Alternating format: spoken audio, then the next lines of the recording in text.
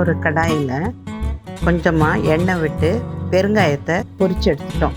அதோட கடலைப்பருப்பு ஒரு 2 டேபிள் ஸ்பூன் அளவுக்கு நல்லா பொன்னிறமாகிற வரைக்கும் வறுத்துக்கிறோம். 4 மிளகாய் வத்தல் சின்ன சின்னதாக எடுத்துருக்கேன்.